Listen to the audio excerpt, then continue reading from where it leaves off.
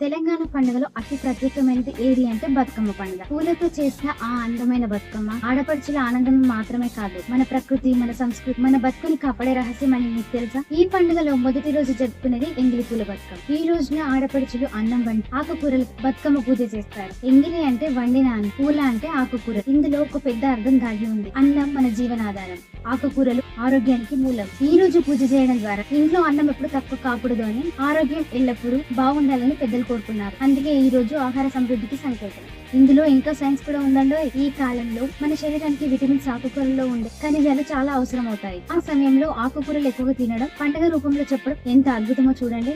అంటే పండుగను ఆచరించడం వల్ల ఆరోగ్యం కూడా కాపాడుతుంది. ఆ రోజు వండిన అన్నం, ఆకుకూరలు పంచుకోవడం వల్ల పొరుగు వారితో అనుబంధం పెరుగుతుంది. అదే బతుకమ్మ అసలు పంచుకోవడం, కలిసికట్టుగా జీవించడం. మరి ఇక్కడ ఒక విషయం గుర్తు పెట్టుకోవాలి. ఈ పండుగలో ప్రతి రోజు ఒక ఆచారం, ఒక సందేశం, ఒక శాస్త్రీయ అర్థం దాగి ఉంది. జీవితంలో అన్నం ఎప్పుడు తక్కువ కాకూడదు, ఆరోగ్యం ఎప్పుడు కాపాడుకోవాలి, మంచి సంబంధాలు ఎప్పుడు మన చుట్టూ ఉండాలి అని మొదటి రోజు ఎంగిలి పూల బతుకమ్మ చెప్తుంది. ఇదే నిజమైన బతుకమ్మ రహస్యం. మన సంస్కృతిని అందరికి తెలియజేయాలని లైక్ అండ్ షేర్ చేయండి. మీ ఊర్లో బతుకమ్మ సెలబ్రేషన్స్ ఎలా అవుతున్నాయో కామెంట్ లో తెలియజేయండి.